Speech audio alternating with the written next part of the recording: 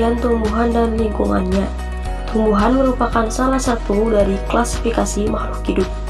Tumbuhan memiliki klorofil atau zat hijau daun yang berfungsi sebagai media penciptaan makanan dan untuk proses fotosintesis. Tumbuhan dan lingkungan dalam kehidupan sehari-hari. Banyak sekali jenis tumbuhan yang dapat kita jumpai di sekitar kita. Mulai dari yang bentuknya sederhana seperti lumut, sampai dengan yang bentuknya kompleks seperti tumbuhan, mangga, jambu, dan sebagainya.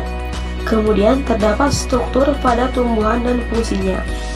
1. Akar terbagi menjadi 2 jenis, yaitu 1. Akar tunggang adalah akar yang tebal dan memiliki cabang-cabang kecil yang disebut sebagai akar lateral.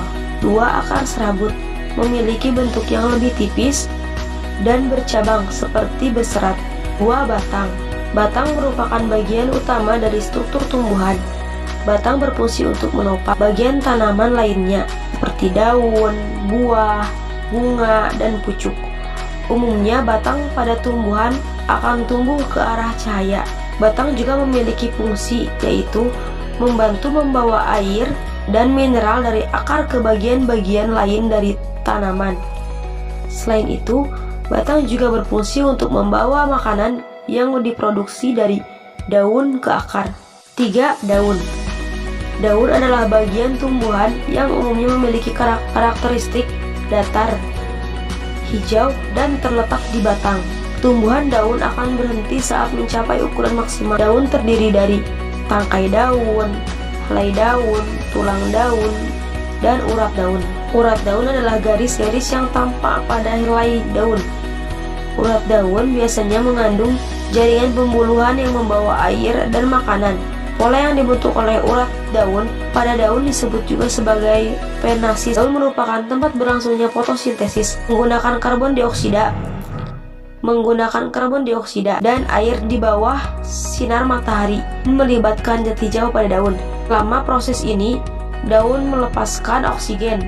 Zat makanan yang berproduksi dari fotosintesis disimpan di berbagai bagian tanaman sebagai zat tepung. 4. Bunga. Struktur tumbuhan yang terakhir adalah bunga.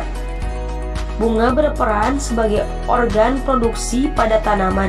Bagian-bagian pada bunga terdiri dari kelopak, mahkota, benang, sari, organ reproduksi jantan, dan putik, organ reproduksi wanita. Setelah putik menerima serbuk sari, nantinya akan tumbuh buah dari bakal biji.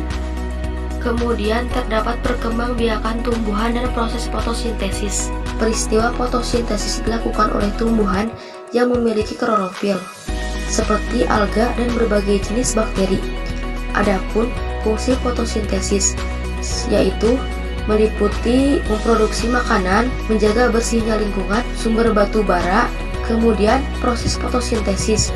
Untuk berlangsungnya proses fotosintesis harus tersedia 4 bahan utama. Tahapan fotosintesis.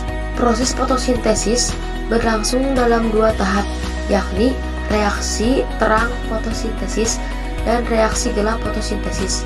Kemudian terdapat bentuk pemanfaatan bagi tumbuhan dalam kehidupan sehari-hari, yaitu 1. Bermanfaat untuk bahan pangan, 2. Bermanfaat untuk bangunan dan perabotan rumah tangga, 3.